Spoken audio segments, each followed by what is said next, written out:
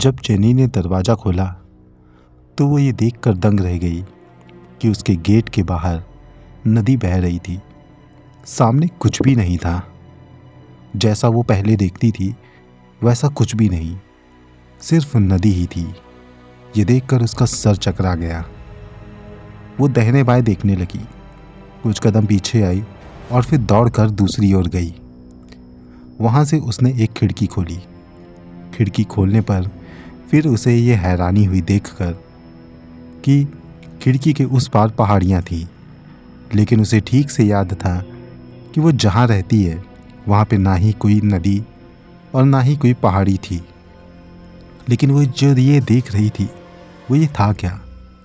उसने अपने गालों को थपथपाया।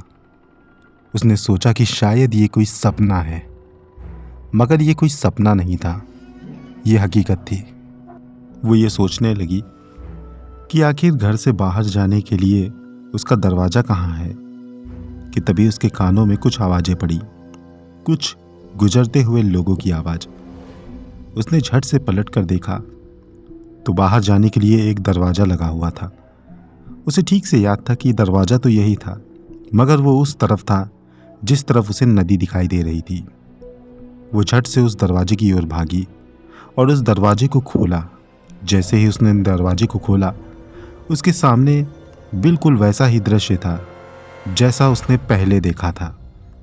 पहले से मतलब उस जगह से आने जाने की रास्ता थी। उसने सोचा कि मैं हमेशा से इस रास्ते से निकलती हूँ, फिर ये नदी कैसे आ गई थी और ये दरवाज़ा वहाँ से यहाँ कैसे शिफ्ट हुआ। वो ऐसे ही सोच रही थी कि तभी उसने सामने से आते हुए जितेंद्र को देखा। जितेंद्र अंदर आया और अपना काम करने के बाद पढ़ने को बैठ गया। जेनी ने उसे पढ़ाया। वो उससे आज के बारे में कुछ कहना चाहती थी, लेकिन उसने ठीक नहीं समझा। वो सोचने लगी कि न जाने जितेंद्र उसके बारे में क्या सोचेगा। खैर, जितेंद्र वहाँ से चला गया। जेनी उसको पढ़ा चुकी थी और वापस से वो उठी, और जब वो वापस से उस नदी वाले दरवाजे को खोलने गई तो ये देखकर हैरान थी कि नदी वहाँ से गायब थी और सब कुछ पहले जैसा हो गया था। और वो जो दूसरा दरवाज़ा उसे दिखाई दिया था, जहाँ से आया जाया जाता था, वहाँ पर कुछ नहीं था। इस बात ने उसका सर चकरा दिया। वो थोड़ी देर सोफे पे बैठकर ये सब सोचने लगी। उसे ठीक नहीं लगा। फिर वो इन बातों से अपना दिमाग काटने के लिए दूसरे काम करने लगी। और फिर उसने अपनी एक सहेली से बात की और अपने इस एक्सपीरियंस को शेयर किया। उसकी सहेली ने उसकी बातों को सुनकर पहले तो उसका मजाक उड़ाया, मगर जब जेनी ने सीरियस होकर ये बात उससे कही तो उसकी सहेली कहने लगी, देख जेनी, मेरी बात मान, तो ज़रा होशियार रहना, क्योंकि मैंने सुना है भारत जैसे देशों में जादू टोना करने वाले भी बहुत होते हैं। कहीं ऐसा तो नहीं कि जिस लड़के को तू पढ़ाती है उसने तेरे ऊपर कोई जादू टोना कर रखा हो। जेनी ने कहा, बकवास मत करो, ऐसा कुछ नहीं है। ये कहकर उसने फ़ोन रख दिया। फ़ोन रखकर अब वो कॉफ़ी पीने के लिए चली गई, लेकिन सारा दिन उसके दिमाग में यही चलता रहा। इधर जितेंद्र भी अपने ज़िंदगी में आए इस तरीके के अनुभवों को सोच सोच कर परेशान था। एक दिन की बात है, जेनी जितेंद्र को पढ़ाते हुए कॉफ़ी पी रही थी और तभी उसका हाथ कॉफ़ी के मग को उठाने के लिए जैसे ही बढ़ा तो उसके कॉफ़ी का मग नीचे गिर गया और वो टूट गया। वो कप उसे बहुत पसंद था और जेनी उसे टूटा हुआ देखकर थोड़ा सा दुखी हुई, लेकिन फिर उसने उस कप को समेट कर डस्टबिन में डाल दिया और उसने जितेंद्र को पढ़ाकर घर भेज दिया।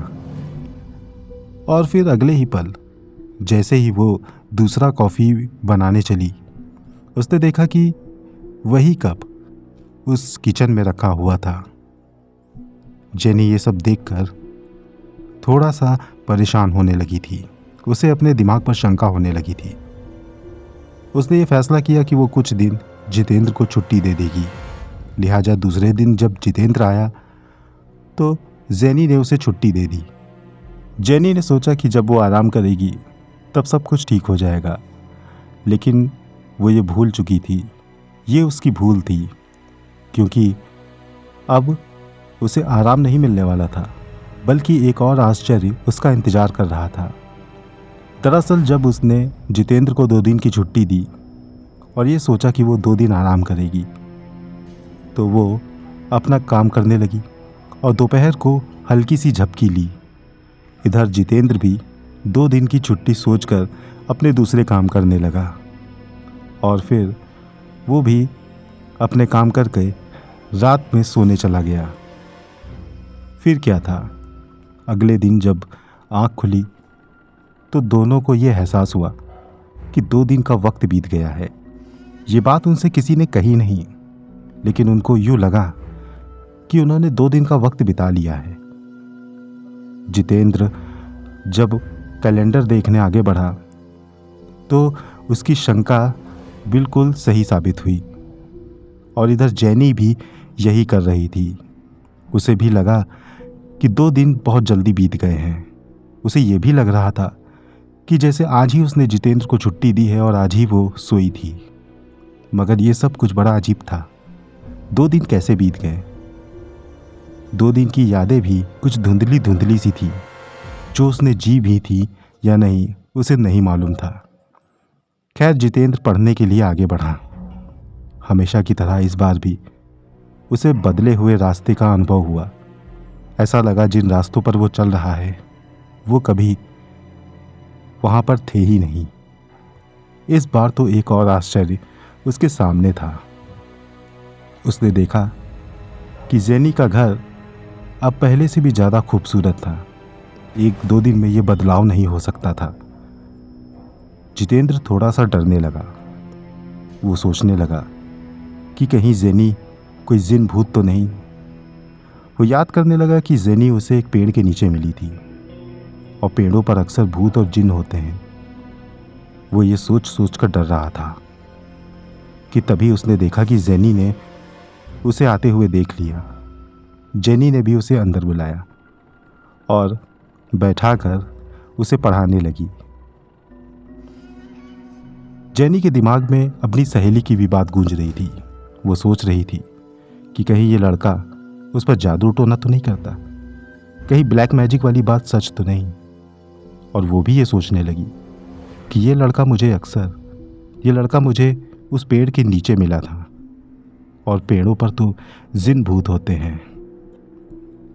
वो ये सब सोचते हुए किसी तरीके से जितेंद्र को पढ़ाती रही।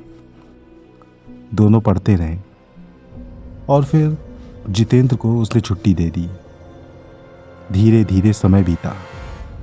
अब जितेंद्र को अच्छी खासी अंग्रेजी आ गई थी और जितेंद्र को उसने बैठना, लोगों से बोलना, बात करना सब कुछ सिखा दिया था। और अब बारी थी दूसरी भाषा की और जेनी ने उसे दूसरी भाषा सिखाना भी शुरू कर दिया। वो उसे अब फ्रेंच सिखाने लगी। इस बीच में इन दोनों को एक दूसरे के ऊपर शंका भी होती थी। जितेंद्र भी बहुत ज़्यादा डरता था। एक दिन की बात है, जितेंद्र जेनी के घर पे बैठा हुआ था। तभी जेनी उसे पढ़ाते पढ़ाते उठी और किचन की ओर चली गई। जितेंद्र ने उसे साफ साफ किचन की ओर जाते देखा था, मगर अगले ही पल जितेंद्र ने जेनी को दूसरे कमरे से आते हुए देखा। उसका दिल तेजी से धड़कने लगा। कुछ पल के लिए वो परेशान हुआ। जेनी ने उसके चेहरे पर परेशानी के आसार देखे तो उससे पूछने लगी, क्या हुआ? जितेंद्र कहने लगा, कुछ नहीं। मगर जेनी उससे बार बार पूछने लगी तो जितेंद्र ने कहा, अभी तो तुम वहां पर गई थी, मगर तुम कमरे से कैसे निकली? इस पर जेनी कहने लगी, तुम्हारा दिमाग तो ठीक है, मैं कमरे में ही गई थी। जितेंद्र ने जेनी से ज़्यादा बहस नहीं की और वहाँ से चला गया। और फिर उसके जाने के बाद जेनी भी ये सोचने लगी कि आखिर आजकल होता क्या है। कभी मुझे कुछ बदला हुआ नज़र आता है, कभी टूटी हुई चीज़ वापस से जुड़ जाती है। वो सोचने लगी कि कहीं ब्लैक मैजिक वाली बात सच तो नहीं। इधर जितेंद्र भी जेनी के बारे में यही सोच रहा था। वो अपने अनुभवों के बारे में सोचता था और सोचता था कि कहीं जेनी कोई भूत प्रेत या जिन तो नहीं। वो कभी कभी दिल ही दिल में फैसला करता कि वो उसके पास पढ़ने नहीं जाएगा, लेकिन अगले ही पल वो ये सोचता कि अभी तक उसने उसका कोई नुकसान नहीं किया, तो फिर उसका ऐसा सोचना बेकार था। वो ये सोचने लगा कि ये सब उसी के दिमाग का खेल है। ज़रूर उसका दिमाग कुछ ना कुछ शंका करता है। इसके लिए उसे जेनी को दोष नहीं देना चाहिए, लेकिन फिर भी उसके दिमाग में डर जरूर आता था। एक सुबह जब जेनी की आंख खुली, उसने घर का दरवाज़ा खोला तो ये फिर देखकर दंग थी कि उसके घर के सामने एक बहुत खूबसूरत गाड़ी थी। ये गाड़ी उसकी पसंदीदा गाड़ी थी, जो ये हमेशा से खरीदना चाहती थी, मगर अब वो उसके घर के बाहर थी। देखकर काफ़ी हैरान हुई। सोचने लगी कि कहीं ये किसी की शरारत तो नहीं, मगर गाड़ी को देखकर लग रहा था कि गाड़ी कम से कम 1 से 2 साल पुरानी हो। तभी जितेंद्र भी वहाँ पर आ गया। जितेंद्र को इस वक्त आते हुए कुछ अजीब नहीं लगा और वो गुड मॉर्निंग करके अंदर आने लगा। जेनी ने जितेंद्र को रोका और जितेंद्र से कहा, जितेंद्र, ये गाड़ी क्या तुम जानते हो कि ये यहाँ पे किसने खड़ी की? इस पर जितेंद्र ने कहा, नहीं, मैं नहीं जानता, और वैसे भी ये गाड़ी तो हमेशा से आपके पास थी। जेनी सोचने लगी कि क्या कह रहे हो। उसने कहा, ये तुम क्या कह रहे हो? ये गाड़ी मेरे पास कभी नहीं थी, तुम्हें ध्यान नहीं? इस पर जितेंद्र ने कहा, मैंने इन सब बातों पे ज़्यादा गौर नहीं किया है, लेकिन जहाँ तक मुझे लगता है ये गाड़ी हमेशा से आपके पास थी। जेनी ने फ़ौरन पुलिस को कॉल किया।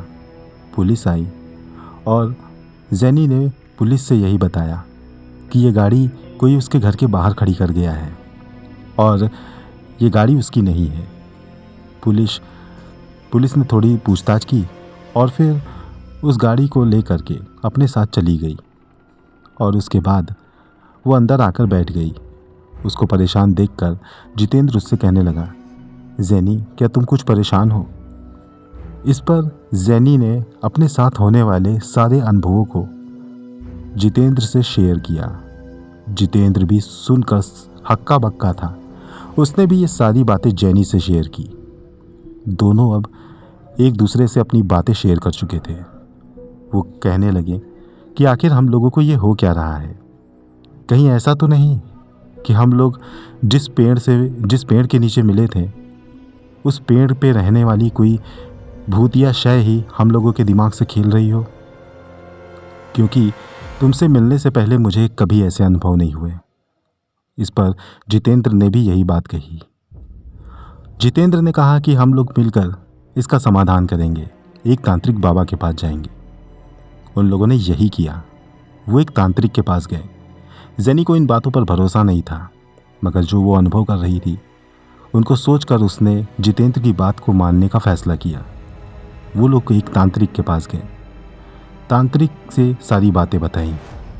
तांत्रिक ने उससे ज़रूरत की कुछ चीज़ें मांगी, जैसे उनकी इस्तेमाल की गई चीज़ें, उनके रुमाल और उनके घर की मिट्टी। दोनों ने अपने अपने ज़रूरतों के सामान लाकर उनको दिए। कुछ अपनी पूजा पाठ और तांत्रिक विद्या करने के बाद उस तांत्रिक ने कहा कि ऐसा कुछ भी नहीं है, तुम लोगों के ऊपर कोई शय, कोई भूत प्रेत नहीं है, तुम लोग सिर्फ शंका कर रहे हो। ये कहकर उस तांत्रिक ने उन लोगों को वहाँ से भेज दिया। वो लोग भी घर आ गए और फिर सोचने लगे कि ये सिर्फ उनके दिमाग में ही ऐसा हो रहा है, मगर ऐसा क्यों हो रहा है वो ये सब नहीं जान सके। उन्होंने अपने माइंड को फ्रेश रखने का फ़ैसला किया। वो कोशिश करते थे कि जब भी उन्हें ऐसा अनुभव हो वो इससे अपना दिमाग हटाएं और एक दूसरे से अपनी बातें शेयर करें। वो लोग यही करते रहे। बीच बीच में एक दूसरे से खौफ भी खाते थे। वक्त यूं ही बीतता रहा। उसने फ्रेंच भाषा भी सीख ली और इसके बाद स्पेनिश भाषा सीखनी शुरू की और धीरे धीरे स्पेनिश भाषा भी सीख ली। 2 साल पूरे हो चुके थे इसके अलावा कुछ महीने जैनी एक्स्ट्रा ही भारत में रुकी थी। जितेंद्र अब सारी भाषाएं सीख चुका था। वो इंग्लिश, फ्रेंच और स्पेनिश और साथ में इटालियन भी थोड़ी बहुत सीख चुका था। जैनी ने एक फाइनल टेस्ट रखा जिसमें उसने इन सभी भाषाओं की कुछ किताबें उसे ला कर दी। उनको पढ़ने के बाद उसका अनुवाद उसने ठीक से किया। वो अच्छी बोल पा रहा था, अच्छी तरह से लिख भी पा रहा था। सारी भाषाओं का अनुवाद वो ढंग से कर पा रहा था। जैनी ने कहा कि तुमको ये सारी भाषाएं आ गई और अब तुम कहीं भी ऐसी जगह पे नौकरी कर सकते हो जहाँ पे इन भाषाओं की ज़रूरत हो, और मैं भी कोशिश करूँगी कि मैं तुम्हारी नौकरी लगवाऊँ। जितेंद्र खुशी खुशी अब जैनी के घर से अपने घर जाने लगा। जैनी ने कहा, कल मैं अपने देश चली जाऊंगी, इसलिए कल सुबह जल्दी आ जाना। जितेंद्र ने उसका बहुत शुक्रिया अदा किया और फिर झट से अपने घर चला गया। अपने घर से जा कर के उसने अपनी माँ को ये सारी बातें बताई और अगले दिन वो सुबह तैयार हुआ। वो जैनी को छोड़ने जा रहा था, लेकिन उसका दिल कर रहा था कि जैनी अब उसके साथ ही रहे। वो खैर अपने घर से निकला और घर से निकलते वक्त उसका पैर उसकी दहलीज से टकराया। वो झट से ज़मीन पर जा गिरा और तभी उसकी आंख खुल गई। और अब आंख खुलने पर उसने अपने आप को उसी पेड़ के नीचे बैठा पाया जिस पेड़ के नीचे वो तब बैठा था जब वो अपने अंकल के साथ नौकरी के लिए गया था और उसे नौकरी नहीं मिली थी। वो दुखी होकर उसी पेड़ के नीचे बैठा था जिस पेड़ के नीचे वो जैनी से पहली बार मिला था। उसने खुद को उसी पेड़ के नीचे पाया। हैरान था कि ये सब क्या था। ये सब एक सपना था। बस उसे सोए हुए कुछ ही पल हुए थे और इस कुछ पल में सपने में उसने 2.5 साल का समय बिता लिया था। वो थोड़ा चौंक कर बैठा। सपने को उसने ऐसा जिया था जैसे कि वो रियल हो। खैर कुछ देर बैठा रहा। जैनी का चेहरा उसकी आंखों के सामने बार बार आ रहा था। वो वहां से उठा। मौसम में हवाएं वैसे ही चल रही थी। वो आगे चल दिया। चलते हुए उसने विचारों में कुछ सोचा और उसकी सोच में जो विचार चल रहे थे वो इंग्लिश में चल रहे थे, फ्रेंच और स्पेनिश और इटालियन में भी। इतनी सारी भाषाओं में वो सोच पा रहा था। वो थोड़ा हैरान हुआ अपने अंदर तब्दीलियों को देखकर। वो एक होटल में गया। वहाँ पे उसने एक चाय मांगी और फिर वहाँ के रखे हुए एक अंग्रेजी अखबार को देखा। वो उसको पढ़ने लगा और वो उसका मतलब भी समझ पा रहा था। वो हैरान था कि वो ऐसा कैसे कर पा रहा है। फिर वो एक दूसरी जगह पर गया जहाँ पर टीवी पर एक न्यूज़ चल रही थी जो अंग्रेजी में थी। उसने उस न्यूज़ को भी पढ़ा। वो बहुत हैरान हुआ। फिर वो वहाँ से भागता हुआ दूसरी जगह पर गया। वहाँ से उसने अंग्रेजी की ढेर सारी किताबें देखी जिनकी भाषा वो समझ पा रहा था। समझना तो सही था, वो बोल भी पा रहा था। ऐसे ही करते करते उसे बहुत हैरानी हुई। मौसम बहुत ख़राब हो रहा था, मगर मौसम की चिंता किए बगैर वो वहाँ से निकलकर अपने घर गया। थोड़े पैसे लिए और फिर घर से निकलकर दुकान गया, एक किताब की दुकान। वहाँ पे उसने एक अंग्रेजी की और एक दूसरी भाषा की किताब खरीदी। ये किताब स्पेनिश की थी। वो वहाँ से उन किताबों को खरीद कर लाया। उसे पढ़ने लगा। वो एक एक शब्द को समझ पा रहा था। उसे समझ नहीं आया कि ये सब क्या हो रहा है। अगले दिन वो एक स्कूल के बाहर गया। उस स्कूल में एक अंग्रेजी के टीचर थे। वो उन टीचर को रोककर उनसे अंग्रेजी में बातें करने लगा। टीचर भी हैरान थे उसकी अंग्रेजी सुनकर। वो अंग्रेजी ही समझते थे, दूसरी कोई भाषा नहीं समझते थे। उसने टीचर से स्पेनिश और फ्रेंच भाषा की किताबें लाने को कहा। उनसे रिक्वेस्ट की और उससे पूछा कि क्या वो अंग्रेजी अच्छी बोल पा रहा है। टीचर हैरान थे। उन्होंने कहा कि तुम बहुत अच्छी अंग्रेजी बोल पा रहे हो।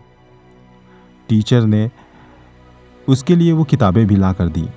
शाम को वो किताबें पाकर वो स्पेनिश और फ्रेंच की भी अच्छी खासी पकड़ बना चुका था। उसने उन किताबों को ना कि पढ़ा बल्कि समझा। वो फ्रेंच भी बोल पा रहा था, स्पेनिश भी बोल पा रहा था। और फिर वो जाकर अपने अंकल के पास गया। अंकल के पास पहुंचकर उसने इन सभी भाषाओं में बात की। उसके अंकल भी हैरान थे। उसके अंकल भी उसे उस जगह पर ले गए जहां पर वो इंटरव्यू देने गया था। उसकी अंग्रेजी सुनकर उसके अंकल के बॉस भी हैरान थे। वो ये देखकर भी हैरान थे कि अब जितेंद्र को बाकी इटालियन, फ्रेंच और स्पेनिश भाषाएं भी अच्छी से आने लगी। एक रोज़ में ये कैसे हुआ वो नहीं जानते थे, मगर ये हो पा रहा था। जितेंद्र ने ये भाषा कैसी सीखी इस बारे में अपने अंकल के बॉस से कोई जिक्र नहीं किया। वो उनके पास बस नौकरी करने लगा और अच्छे खासे पैसे आने लगे उसके पास। धीरे धीरे उसने अपनी पकड़ बनाई और लोगों से मिला। भाषाएं जानने की वजह से अच्छे अच्छे लोगों ने उसे अपनी नौकरियों पर रख लिया। अच्छी खासी तनख्वाह मिली जिससे उसने अपना भी बिजनेस शुरू कर दिया। धीरे धीरे वो बहुत अमीर आदमी बन गया। इतना अमीर कि अब इसका नाम अपने पूरे देश के साथ साथ दूसरे देशों में भी लिया जाने लगा। जितेंद्र जो कुछ चाहता था उसे सब कुछ मिल चुका था, दौलत, शोहरत।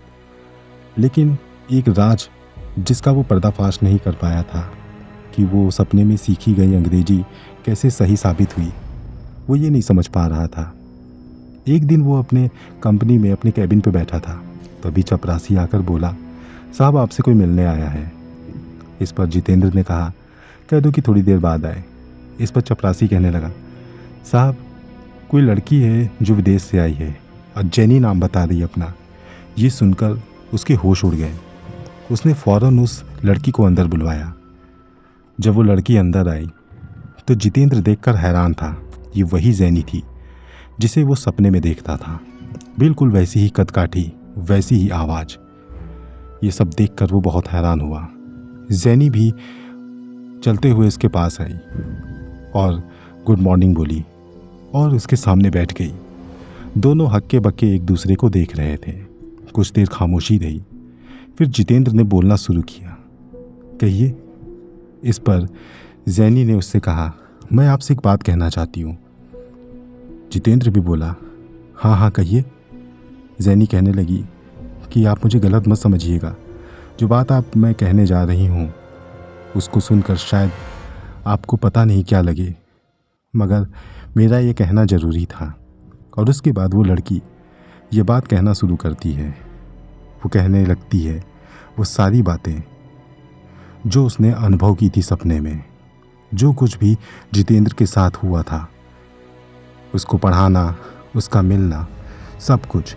जितेंद्र बड़े गौर से उसकी बातें सुन रहा था।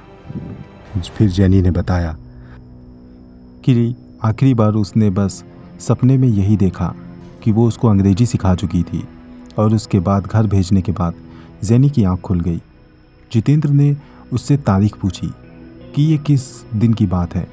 जेनी को ठीक ठीक याद नहीं था, बस ये वो कहने लगी कि ये कुछ साल पहले की बात है। और यही सपना जितेंद्र ने भी देखा था। जितेंद्र ने भी अपनी बातें उससे शेयर की, एक दूसरे से दूसरी बातें भी पूछी, जैसे कि जो बातें सिर्फ जितेंद्र को अपने बारे में मालूम थी वो उसने जेनी को बताई थी। और जेनी ने भी कुछ अपनी बातें जो उसे मालूम थी वो जितेंद्र को बताई थी। जैसे जितेंद्र को मालूम था कि जेनी क्या खाने में पसंद करती है, कैसी कॉफ़ी पसंद करती है, उसी तरीके से कुछ घरेलू बातें जेनी को भी मालूम थी। दोनों लोग एक दूसरे की बात पर यकीन कर चुके थे कि ये सब जो कुछ भी हुआ वो सपने के थ्रू हुआ, मगर ये कैसे पॉसिबल हो सकता था। जेनी ने उसे बताया था कि उसने तो ये सब कुछ सपना समझा था, लेकिन कई साल के बाद जब उसने जितेंद्र की फ़ोटो टीवी पर देखी तो फिर उससे मिलने की तड़प होने लगी। वो ये कहने लगी कि लाखों सपने ज़िंदगी में देखे, मगर उसका चेहरा वो कभी भूल नहीं पाई। यही बात जितेंद्र ने भी की। उन लोगों ने फिर इस बारे में इंटरनेट पे खोजना शुरू किया। वो लोग दोनों लोग जानना चाहते थे कि सपने में देखी गई चीज़ इतनी कारगर कैसे साबित हो सकती है। इंटरनेट पर लाखों लोग ऐसे थे जो इस बात का एक ही रीज़न दे रहे थे। उनका यही कहना था कि ये सिर्फ उनकी मानसिक तरंगों के कारण हुआ। जेनी की इच्छा थी कि वो भारत में घूमे और वहाँ के लोगों की मदद करे, और जितेंद्र की भी इच्छा थी कि कोई उसे अंग्रेजी सिखाए। दोनों की मानसिक तरंग और अंदर की इच्छाओं एक दूसरे से जा मिली और ये उसी का परिणाम था। सुनने में ये नाकाबिले यकीन था, लेकिन ये हो चुका था। जेनी और जितेंद्र ने इसे ही सच मानकर संतुष्टि कर ली और फिर अपने अपने काम करने लगे। दोनों के संपर्क अच्छे हो गए थे और फिर दोनों ने आगे चलकर एक दूसरे से शादी भी कर ली। दोस्तों, ये कहानी आपको कैसी लगी हमें कमेंट बॉक्स में इस बारे में ज़रूर बताएं। अगर आपको ये कहानी पसंद आई हो तो और लोगों को भी शेयर करें। मिलता हूँ अगली बार एक नई और दिलचस्प कहानी के साथ। तब तक के लिए गुड बाय।